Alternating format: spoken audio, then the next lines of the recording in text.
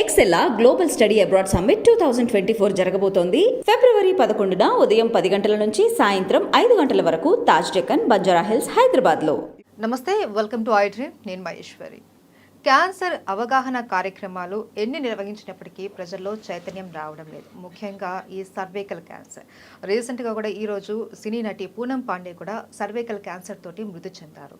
మరి ఈ cervical cancer ఏంటి, రాకుండా ముందుగా తీసుకునే వ్యాక్సిన్ అందుబాటులో ఉందా లేదా, వీటి గురించి మాట్లాడడానికి మనతో పాటు ఉన్నారు స్టార్ హాస్పిటల్స్ నుంచి senior oncologist, surgical oncologist doctor Bharat గారు.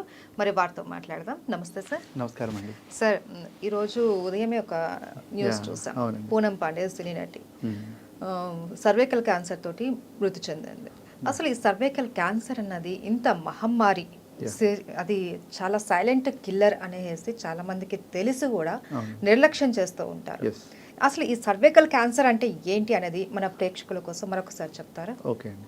సర్వైకల్ క్యాన్సర్ అంటే మనకి గర్భసంచి ముఖ ద్వార క్యాన్సర్ అనేసి అంటుంటాము. ఇది రావడానికి బేసికల్లీ ఒక వైరస్ ఇన్ఫెక్షన్ ద్వారా వస్తుందన్నమాట. అది హ్యూమన్ ప్యాపిలోమా వైరస్ అని, HPV 16, 18 అని 2 వైరసెస్ ఉంటాయన్నమాట. దానివల్ల అది క్రానిక్గా ఇన్ఫెక్షన్ అవ్వడం, అంటే చాలా ఇయర్స్ టుగెదర్ సర్విక్స్లో ఆ వైరస్ ఇన్ఫెక్షన్ ఉండడం వల్ల కొన్ని ఇయర్స్ గడిచిన కొద్దీ అది క్యాన్సర్గా కన్వర్ట్ అవుతూ ఉంటుంది అనమాట. సో మరి ఇనిషియల్గా మనకి క్యాన్సర్ ఆ వైరస్ ఇన్ఫెక్షన్ రాకుండానే ఎలా జాగ్రత్త పడాలి అనేది మన ప్రేక్షకులు తెలుసుకోవాల్సిన విషయం అనమాట. ఒకటి ఏంటంటే అది సెక్షువల్లీ ట్రాన్స్మిటెడ్ డిసీజ్ లాగా పరిగణించవచ్చు అనమాట. అంటే డ్యూరింగ్ సెక్షువల్ ట్రాన్స్మిషన్ అది ఎక్కువగా జరుగుతుందన్నమాట. సో ఎక్కువ మల్టిపుల్ సెక్షువల్ పార్ట్నర్స్ ఉన్న లేడీస్ కానీ, ఆర్ మనకి అన్ప్రొటెక్టెడ్ సెక్స్ చేసుకునే లేడీస్ కానీ, and if male partner is having that kind of infection, human papilloma virus, then అవి మనకి వచ్చే ఛాన్సెస్ ఉంటాయి. సో అలా ఉన్నప్పుడు మనకి ఇనిషియల్ స్టేజ్లో క్యాన్సర్గా కన్వర్ట్ కానప్పుడు అది మనకి తెలియదు. సో వాళ్ళకి usually infection, pelvic inflammatory disease అని, సర్వీసైటిస్ అని చిన్న ప్రాబ్లమ్ యాంటీబయాటిక్స్ తోటి తగ్గిపోతుందని కొంతమంది సెట్ అయిపోతుంటారు. బట్ చాలాసార్లు ఏంటంటే ఆ ఇన్ఫ్లమేషన్ అనేది తగ్గక అది మెల్లిగా ఒక దశ నుంచి ఇంకో దశకి కన్వర్ట్ అవుతూ క్యాన్సర్గా కన్వర్ట్ అవుతుంది. సో మనకి దాన్ని ముందుగా తెలుసుకోవడానికి మనకి సర్వైకల్ ప్యాప్ స్మియర్ అనే టెస్ట్ ఉంటుందన్నమాట. సో ఎర్లీ స్టేజెస్లలో, అంటే అది క్యాన్సర్గా కన్వర్ట్ అయ్యే దశలో లేదా మొదటి దశలోనే తెలుసుకునేటువంటి దానికి అవకాశం మనకి ప్యాప్ స్మియర్ టెస్ట్లో ఉంటుందన్నమాట. సో దానికోసమే ఇప్పుడు మనకి screening recommendation of cervical cancer screening అనేది అయితే ఎవ్రీ 3 yearsకి ఒకసారి ప్యాప్ స్మియర్ టెస్ట్ చేసుకోవడము, అండ్ HPV కోటెస్టింగ్ అంటాం. అంటే ప్యాప్ స్మియర్ టెస్ట్ చేసినప్పుడే HPV వైరస్ కూడా అదే శాంపుల్ నుంచి తీస్తారనమాట. ఇదేమి మనకి పేషెంట్ పెయిన్ వచ్చే ప్రొసీజర్ కాదు, నార్మల్ సింపుల్ OP ప్రొసీజర్ అనమాట. సో బయాప్సీ కూడా కాదు, బయాప్సీ కంటే కూడా బిఫోర్ అనమాట. జస్ట్ స్మియర్ అంటాం. జస్ట్ వాళ్ళ సర్వైకల్ కెనాల్ నుంచి ఉండేటువంటి అక్కడ జస్ట్ ఒక బ్రష్ టైప్లో చేస్తారు అంతే. So it's not at all painful, very low to know discomfort to the women. Okay, అది OPD ప్రొసీజర్లో గైనకాలజిస్ట్ చేసి ఇంటికి వెళ్ళిపోవచ్చు అనమాట. దాని టెస్ట్ వచ్చిన తర్వాత మనం అది ఎలా ఉండేదనేది దాన్ని బట్టి మనం ఫర్దర్ ఏం చేసుకోవచ్చు అనేది డాక్టర్ గారు నిర్ణయిస్తారు. సో ఈ విధంగా మనం ప్యాప్ స్మియర్ టెస్ట్ని అనాలిసిస్ చేస్తాం. చేసిన తర్వాత అందులో ఏమన్నా క్యాన్సర్కి దగ్గరగా ఉండేటువంటి దిశగా ఉంది అన్నప్పుడు మనం అప్పుడే దానికి ఆపరేషన్ చేయడము, లేదు డౌట్ఫుల్గా ఉంది అన్నప్పుడు ఆ ఏరియాని బయాప్సీ చేయడము అలాంటిది అప్పుడు చేస్తాం అనమాట. So that is a painless procedure. అది ఖచ్చితంగా ఇప్పుడు ఎందుకు మరి చేయడం ఇంపార్టెంట్ అంటే, ఇండియాలో ఇదివరకు ఇప్పుడు cervical cancer is the leading cause of cancer అనమాట. బ్రెస్ట్ క్యాన్సర్, ఇప్పుడు బ్రెస్ట్ క్యాన్సర్ వచ్చింది, అంతకుముందు సర్వైకల్ క్యాన్సర్ ఉంటుంది. So both are the most important burden in the cancer. So అవి సర్వైకల్ క్యాన్సర్ గుర్తుపట్టడం కూడా ఈజీ అనమాట ఇనిషియల్ స్టేజ్లో. సో ఉమెన్కి సిమ్టమ్స్ ఏముంటాయి మనకి, అండ్ ఆల్సో మనము సిమ్టమ్స్ రాకముందు స్క్రీనింగ్ ఎలా చేసుకోవాలి. సో 2 things అండి. స్క్రీనింగ్ అనేది ఏంటంటే పేషెంట్కి సిమ్టమ్స్ ఏమీ ఉండవు, పర్సన్కి సిమ్టమ్స్ ఏమి నార్మల్గానే ఉంటారు. అప్పుడు ప్యాప్ స్మియర్ టెస్ట్ చేసి మనం స్క్రీన్ చేసి, అవునండి మీకు ఇక్కడ సస్పీషియస్ ఉంది, డౌట్ఫుల్గా ఉంది అని చెప్పడం స్క్రీనింగ్ వల్ల డిటెక్ట్ అవ్వడం.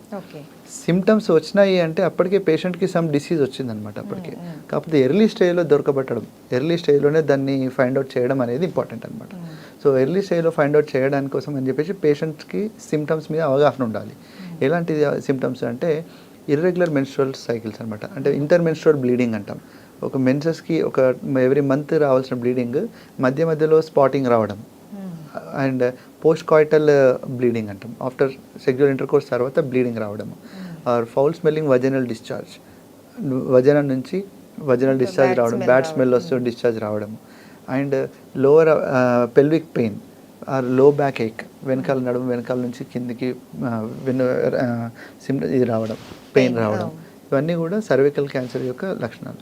సో ఈ నడుము నొప్పి రావడము ఇవన్నీ కూడా వన్ ఆఫ్ ద కొంచెం అడ్వాన్స్డ్ అవుతున్నటువంటి సిమ్టమ్స్ అనమాట. అలా so these are the way how we have to find out symptomatically. And screening ఏమో ప్యాప్ స్మియర్ చేయడము, అది ప్యాప్ స్మియర్తో పాటు హెచ్పివి కో టెస్టింగ్ చేయడం అనేది ఇంపార్టెంట్ అనమాట. సో ఇవి మన వాళ్ళలో రెగ్యులర్గా చేస్తున్నట్టయితే చాలా మందికి we can identify in the early stage. ఎందుకు ఎర్లీ స్టేజ్లో ఐడెంటిఫికేషన్ ఇంపార్టెంట్ అంటాము అంటే, స్టేజ్ 1 క్యాన్సర్స్ కనుక మనం డిటెక్ట్ అయితే cervical cancer, we can go for సర్జికల్గా ట్రీట్మెంట్ చేసి we can almost people we can assure the 90 to 95% cure rate అనమాట. So we should not miss that window period అలా. So once it comes in to stage 2, stage 3, ఆ percentage of 90 to 95 అనేది it comes down to 40-50 అలా పడిపోతుంటుంది. So ఆ window పీరియడ్ని identify చేయడానికి కోసం అని చెప్పేసి అవగాహన చెప్తుంటాం అనమాట. అండ్ నెక్స్ట్ మీరు అడిగిన క్వశ్చన్ ఇంకోటి వ్యాక్సిన్ గురించి అడిగారు కదా. యా, వ్యాక్సిన్ ఏంటంటే అండి, హెచ్పివి వైరస్కి 16, 18, 6, 11, 16, 18 and 4 important strains of HPV virus ఉంటాయన్నమాట. సో ఇందులో మనకి ఎక్కువగా 16 and 18 are more toxic. So అవిటికి అగెనెస్ట్గా మనకి 2 types ఆఫ్ వ్యాక్సిన్స్ ఉన్నాయి, అవైలబుల్గా ఉన్నాయన్నమాట, which is proven worldwide, Cervarix and Gardasil అని. సో ఇవేంటి అంటే మనకి 9 years నుంచి 16 years ఏజ్ గ్రూప్ ఉన్న పిల్లలు ఎవరైతే యూజువల్లీ ఎవరు కూడా సెక్చువల్ ఇంటర్కోర్స్కి ఇంతకుముందు ఎప్పుడు పార్టిసిపేట్ అయ్యి ఉండరు కాబట్టి వాళ్ళ లోపల ఇప్పటివరకు ఆ వైరస్ వచ్చే అవకాశం కూడా చాలా తక్కువగా ఉంటుందన్నమాట.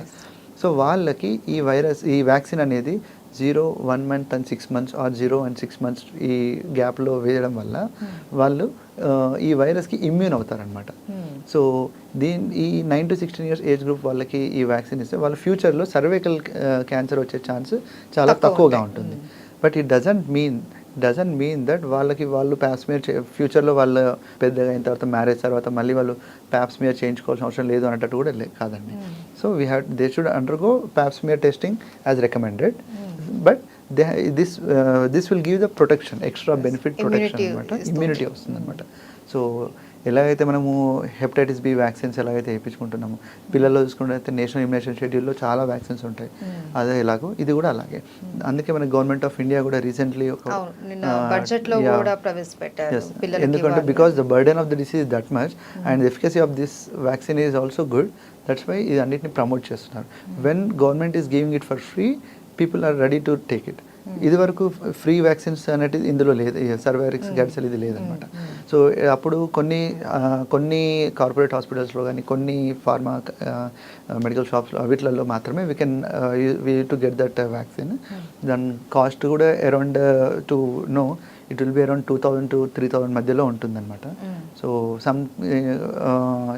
ఇదివరకు వ్యాక్సిన్లో కూడా 2 types ఉంటాయనేసి విన్నాను. అవునండి. సో సర్వరిక్స్ అండ్ గార్డిసెల్ అని ఉంటుందండి. ఇవేంటి అంటే కొన్ని సర్వరిక్స్ 16 and 18 వరకు ప్రొటెక్షన్ వస్తుంది, గార్డిసెల్ 6, 11, 16, 18కి కూడా ప్రొటెక్షన్ ఇస్తుంది అనమాట.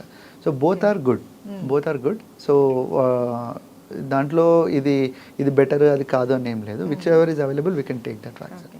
అయితే సార్ ఇప్పుడు వ్యాక్సిన్ అన్నది మనకి ఏదైనా దానికి సంబంధించిన జబ్బు రాకముందు తీసుకునేది. సో ఇప్పుడు డైరెక్ట్గా ఒక మహిళ వెళ్ళి నాకు సర్వైకల్కి సంబంధించిన క్యాన్సర్కి సంబంధించిన వ్యాక్సిన్ కావాలని డైరెక్ట్ వేయించేసుకోవచ్చా, లేదు అంటే వ్యాక్సిన్ తీసుకునే ముందు ఏమైనా టెస్టులు చేయించుకోవాలి? లేదండి,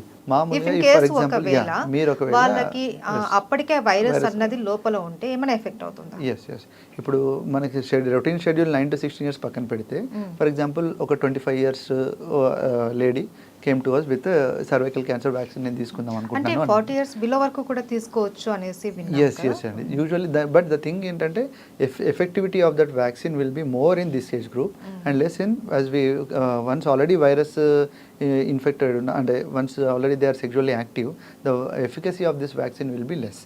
సో బిఫోర్ దట్ మనం మామూలుగా once she is more than 21 years అనుకున్నప్పుడు యాజ్ పర్ స్క్రీనింగ్ షెడ్యూల్ మనకి she has to undergo cervical cancer pap smear testing. Paps మీద టెస్టింగ్ చేస్తాం. అందులో whether she is having inflammation ఏమైనా ఉందా, హెచ్పివి కో టెస్టింగ్ కూడా చేసుకుంటాము. అందులో ఏమన్నా ప్రాబ్లం ఉందా, హెచ్పివి వైరస్ ఆల్రెడీ ఉందా. If it is there already there is no point in taking that also. But ఇదేంటంటే వన్ టైం ఒకటేసారి చేసుకునే ఇది test. But test is always రిపీటెడ్గా చేస్తుంటాం, 3 yearsకి చేస్తూ ఉంటాము. బట్ వ్యాక్సిన్ ఏంటంటే ఒకటేసారి ఇచ్చేస్తుంటాం మనం షెడ్యూల్లో 0, 1 and 6 షెడ్యూల్స్లో ఇచ్చేస్తుంటాం అనమాట. మొత్తం 3 డోసెస్. అయితే ఈ సర్వైకల్ క్యాన్సర్ అన్నది ఏ స్టేజ్ వరకు వెళ్ళొచ్చు, ఏ స్టేజ్ల వరకు మనం క్యూర్ చేసుకోవచ్చు? ఎస్ అండి, usually stage 1, stage 2, stage 3, stage 4 అని ఉంటాయండి. 4 స్టేజెస్ ఉంటాయి. ఫస్ట్ స్టేజ్ అంటే గర్భసంచి అక్కడ మందమే ఉందన్నమాట. సెకండ్ స్టేజ్ అంటే ఏంటంటే పక్కన టిష్యూస్కి పాకడం అనమాట. థర్డ్ స్టేజ్ అంటే ఇంకా దూరము లింఫ్ నోడ్స్ ఉంటాయి అండ్ ఆల్సో మూత్రనాళాలు ఉంటాయి కదండి, యూరేటర్స్ అంటాం. అవిటిని కూడా అవి స్ప్రెడ్ అయినప్పుడు దాన్ని మనం థర్డ్ స్టేజ్ అంటాం. అండ్ ఫోర్త్ స్టేజ్ అంటే లివర్, లంగ్, బోన్స్కి స్ప్రెడ్ అయినట్టు అనమాట. సో ద క్యూర్ రేట్ అనేది స్టేజ్ 1 క్యాన్సర్లో surgical either is the best treatment. Once it comes to stage 2 and stage 3 chemo radiation is the more important treatment అనమాట. So radiation అనేది అప్పుడు main stay of treatment అవుతుంది. So అందులో కూడా మనకి stage 2, stage 3 cervical cancers కూడా కొంతమంది years together మంచి వితౌట్ ఎనీ కాంప్లికేషన్స్ ఉన్న వాళ్ళు కూడా మనకు కనిపిస్తుంటారు అనమాట. బట్ ద సర్వైవల్ రేట్ వాళ్ళకి ఎలా చెప్తుంటాం యూజువల్లీ అంటే 40 to 50%, 50 to 60% అట్లా చెప్తుంటాం. బట్ అవంటే ఏంటి అంటే మళ్ళీ స్టేజ్ 4కి వచ్చిన తర్వాత it comes down to 10 to 20% లోపే అలా చెప్తుంటాం. సో ఎర్లీ స్టేజెస్లో we can cure it up to 90 to 95% అనమాట. ఇది జెనెటిక్ పరంగా ఏమైనా వస్తుందా అండి? సర్వైకల్ క్యాన్సర్ జెనెటికల్గా రాదండి. ఇది only acquired infection with the virus in that particular women only. Cervical cancer ఉన్న వాళ్ళ పిల్లలకు కానీ వాళ్ళ చెల్లెళ్ళు, అక్కలు, వాళ్ళకి ఎవరికి కూడా టెస్ట్ చేయించుకోవాల్సిన అంటే సర్వైకల్ క్యాన్సర్ ఉంటుందేమో అనే అపోహ కాదు. బట్ ఇది స్ప్రెడ్ అవుతుంది. Spread is not only sexual transmission. అంటువ్యాధి అయితే కాదు కానీ అంటువ్యాధి అయితే కాదు. Right. Thank you so much sir. Cervical క్యాన్సర్కి సంబంధించి చాలా అపోహలు ఉన్నాయి, అలాగే కొన్ని డౌట్స్ కూడా ఉన్నాయి. వాటన్నిటి మీద కూడా మాకు చాలా క్లారిటీ ఇచ్చారు. థ్యాంక్ యూ అండి.